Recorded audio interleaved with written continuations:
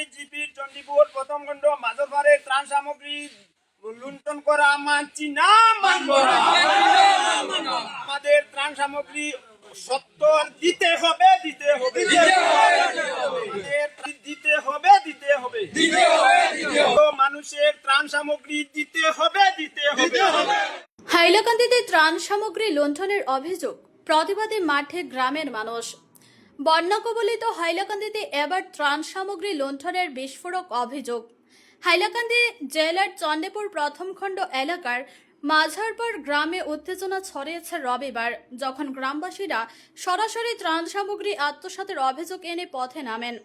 স্থানীয়দের অভিযোগ, সরকারি সহায়তার নামে আসা ত্রাণ সামগ্রী ঠিকভাবে বণ্টন করা হয়নি। ত্রাণ সামগ্রী লুটপাটের পেছনে চণ্ডীপুর এলাকার বিএলও রঞ্জু চৌধুরীর হাত রয়েছে বলে সরব হন তারা। বিক্ষুব্ধ গ্রামবাসীরা এদিন চণ্ডীপুর এলাকায় বিক্ষোভে ফেটে পড়েন। সরকারি সহায়তা প্রকৃত উপভোক্তাদের না পৌঁছানোর অভিযোগ তুলে ধরে তারা বলেন, কিছু নির্দিষ্ট ব্যক্তির মধ্যে ত্রাণ সামগ্রী সীমাবদ্ধ রাখা হয়েছে, যাতে প্রকৃত বন্যার্তরা বঞ্চিত হচ্ছেন। এদিকে ত্রাণ বিতরণের স্বচ্ছতা ও জবাবদিহিতা চেয়ে প্রশাসনের হস্তক্ষেপ দাবি করেছেন গ্রামবাসীরা। অভিযোগের জেরে চণ্ডীপুর এলাকায় অস্থিরতা ছড়িয়ে পড়ে। এ বিষয়ে বিএলও রঞ্জু চৌধুরীর প্রতিক্রিয়া পাওয়া যায়নি। এদিকে বন্যা পরিস্থিতির মধ্যেই এই ধরনের অভিযোগে ক্ষোভে ফুঁসছে চণ্ডীপুরের বহু পরিবার। এখন দেখার বিষয়, অভিযোগের তদন্ত কোন দিকে মোড় নেয় এবং প্রশাসন কতটা কার্যকর ভূমিকা নেয়।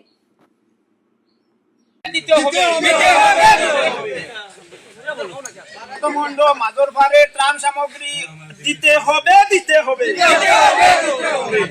বাঁশবাড়ি জিপির চণ্ডীপুর প্রথম খণ্ড মাঝরপাড়ের ত্রাণ সামগ্রী লুণ্ঠন করা মানছি না, মানব না। আমাদের ত্রাণ সামগ্রী সত্তর দিতে হবে, দিতে হবে, দিতে হবে, দিতে হবে, মানুষের ত্রাণ সামগ্রী দিতে হবে, দিতে হবে, জলে নিপীড়িত মানুষের ত্রাণ সামগ্রী দিতে হবে, দিতে হবে। প্রথম খণ্ড মাঝরপাড় পিছপড়া জলে ডুবা এরিয়ার ত্রাণ সামগ্রী দিতে হবে, দিতে হবে, আমাদের ত্রাণ সামগ্রী দিতে হবে, দিতে হবে, মাঝরপাড়ের ত্রাণ সামগ্রী দিতে হবে, দিতে হবে। এই প্রাইম টাইম মিডিয়ার মাধ্যমে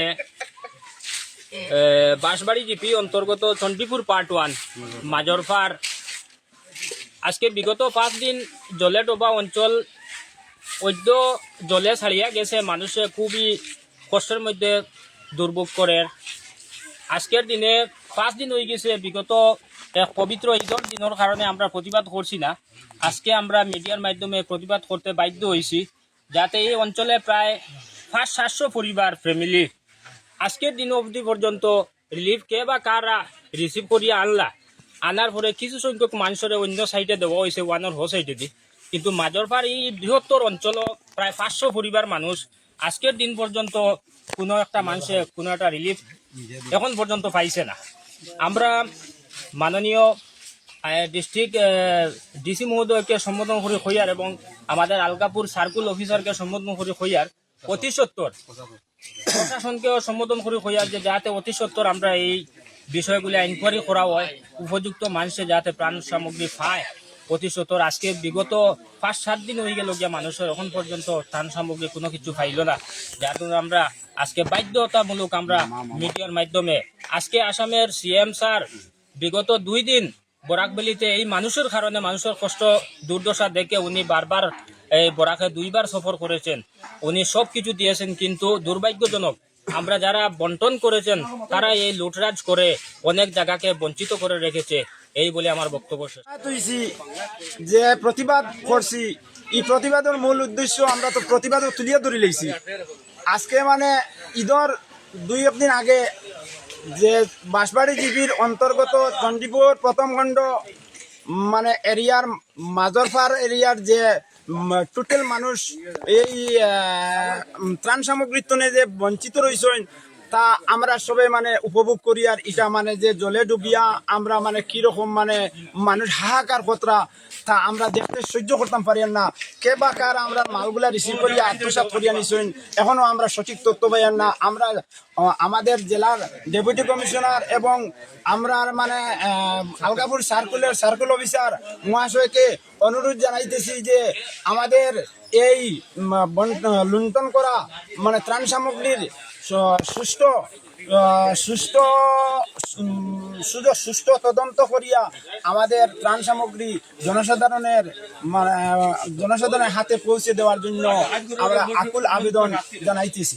এবং তৎসঙ্গে আমার আসামের সিএম মহোদয়কে অনুরোধ জানাইতেছি যে এই ধরনের লুণ্ঠন করা মানুষদের যাতে ভবিষ্যতে আর এইরকম লুণ্ঠন না হয় তা মানে পদক্ষেপ নেওয়ার জন্য অনুরোধ জানাইতেছি। আমরা রয়েছি না একবারে, আমরা দেখছি না, আমরা কইতাম ঘটনা, আমরা ওখান যাই পাই জানেন আমার ঘটনা ওখানটা আপনারা পাইছেন নি?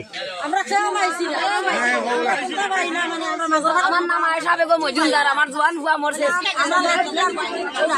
মানে আমরা রঞ্জু সাথী আমরা জিও লাগবো, আমরা শাস্তি দেওয়া লাগবো, আমরা শাস্তি চাই, আমরা রঞ্জু সাথী, আমরা রঞ্জু সাথী শাস্তি চাই, আমরা এখানে আমরা চণ্ডীপুর মাঝে মারলো এগো শাস্তি উপযুক্ত করা লাগবো। আমরা এখন আমরা চাই আমরা কিচ্ছু খাবো না, আমরা সবে চাই আর জেল হইতো, জেলবাসী হইতো দা রঞ্জু চৌধুরী আমরা মারলো কিছু করি না, মারিয়া খাইছি।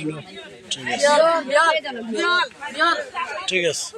লিটার লইয়া আইসন মানে বেলো সম্মুখে আসলো, বাগানি মানুষ বহুত আসলা, আমরাও আসলাম, বাগানি মানুষও আসলা, পাবলিক বহুত পাবলিক আসলো। পাবলিকের সামনে বেলোর মালটা রিসিভ করছে না, না করে তারা অন্য জায়গায় যেখানে মানুষ নাই, পাবলিক নাই, এই জায়গায় লইয়া গেছে, গিয়া রিসিভ করে তারা মালটা কিতা করছে, মালটা পাঠিয়েছে না। বিয়ের নাম কি? বেলোর নাম রঞ্জু চৌধুরী বেলোর নাম। তাই মাল রিসিভ করছে, তাই মাল রিসিভ করছেন মানে যেখানে পাবলিক আসলো এই জায়গায় মালটা রিসিভ করছে না, বাগানি মানুষ বহুত আসলা, আমরাও আসলাম, ওইখান থেকে সরাই না তারা অন্য জায়গায় মালটা রিসিভ করছে যেখানে পাবলিক নাই, নির্জন জায়গা। হ্যাঁ তারা এখান থেকে নিয়ে যেখানে মানে কোনো ফেলারিবিট নাই, এই জায়গাতে মালটা রিসিভ করছে করিয়া তারা মালটা বাদে কিতা করছে তারাও জানে। আপনি কিতা মনে করেন যে মানে এই মালটার তর্জন তো লাগে, আমরা এই মালটা মানে পাবলিকে পাইলো না, পাবলিকে পাইতে লাগবো।